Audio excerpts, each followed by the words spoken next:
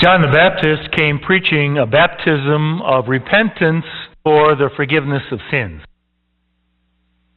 And Jesus could have skipped the whole thing, because as we believe, he was without sin.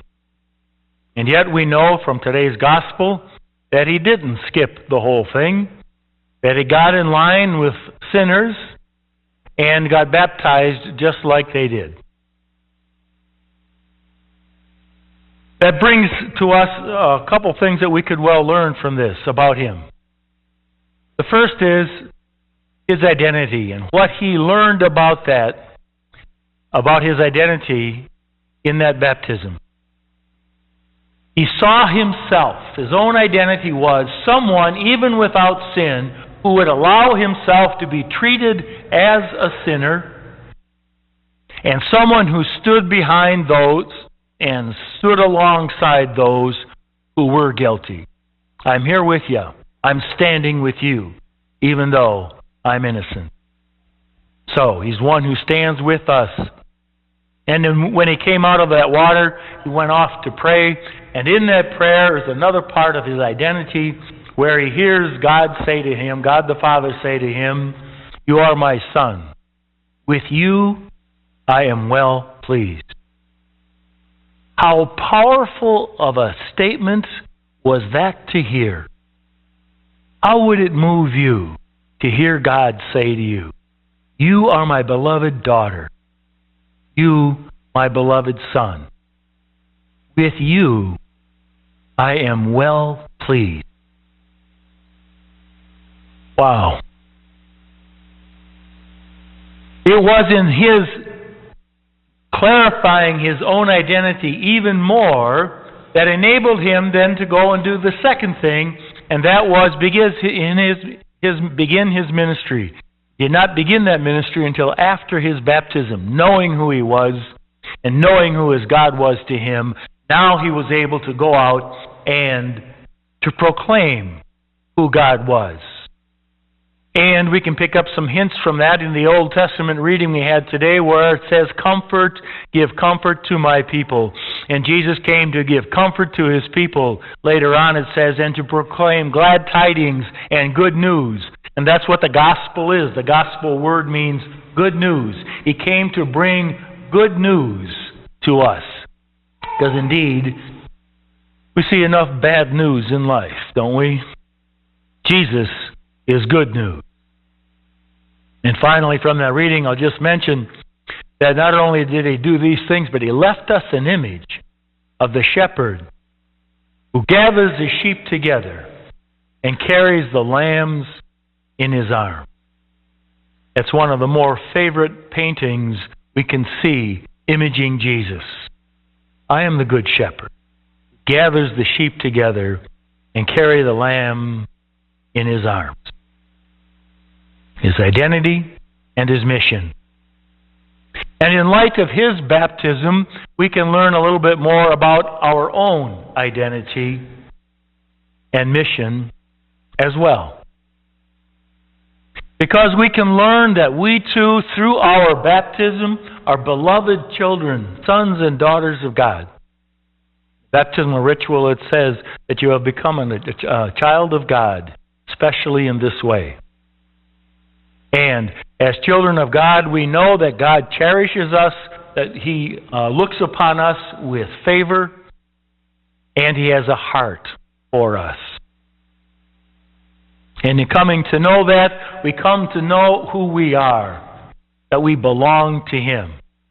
And in coming before him in prayer, we also learn what St. Francis says.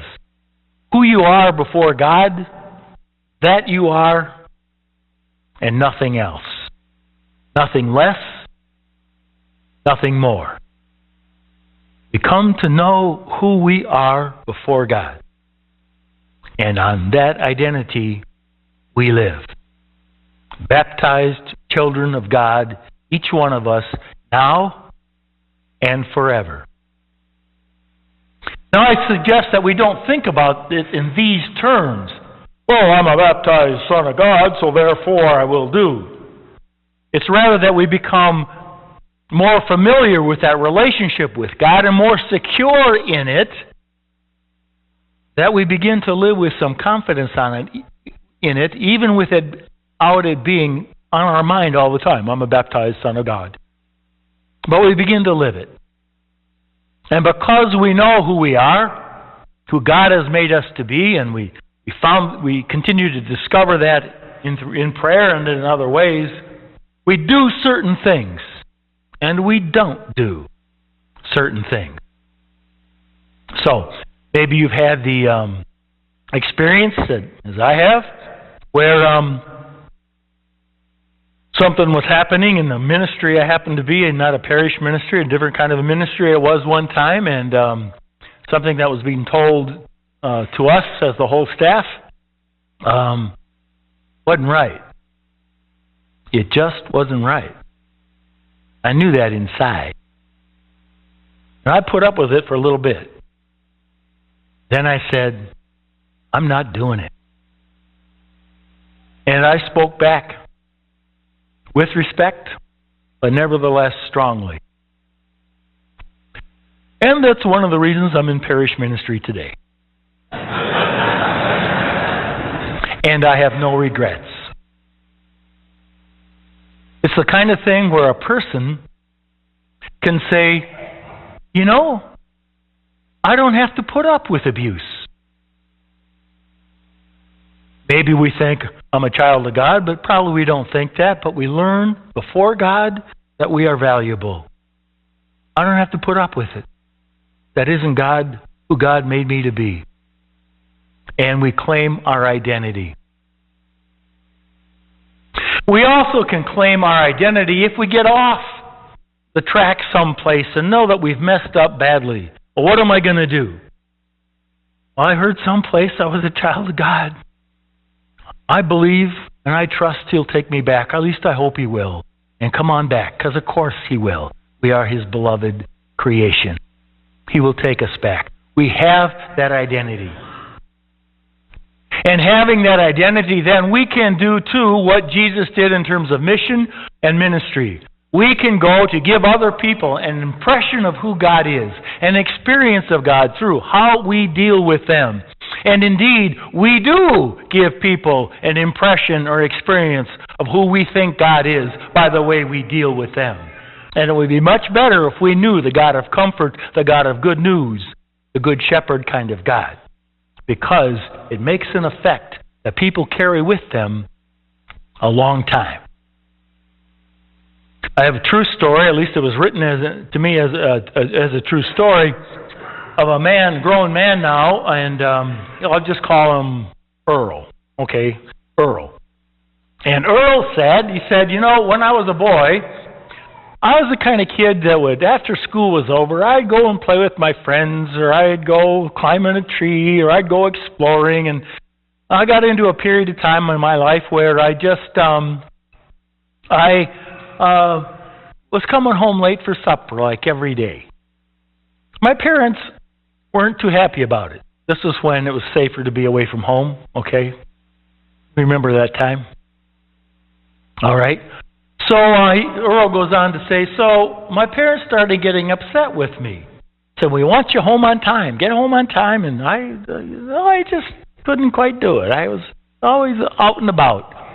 So one day I came home and my dad was pretty angry with me, and he said, listen, Earl, tomorrow, if you come home late, you're getting nothing but bread and water for supper. Do you understand me? Earl said, yes, Daddy, I do. I said, okay. Well, then Earl went to bed, slept. And he got up the next morning, and, it's another day, and he went to school, and after school, he kind of forgot about it, and he's kind of running around, and he comes home late again, and he walks into his house, and there's his mom and dad sitting at the table with full plates of food in front of them, and a plate of bread and a glass of water at his place. Well, Earl was crushed. I said, I went and sat down at my plate. We said grace. My parents started eating a little bit. They looked at me. I felt real bad. Crushed. And then after, I guess, they figured I got the lesson, my dad stood up and gave me his full plate of food and took my bread and water. And that's what he had for dinner that night. That's all. And Earl said, from what my dad did for me that night, all the rest of my life, I have known what God is like.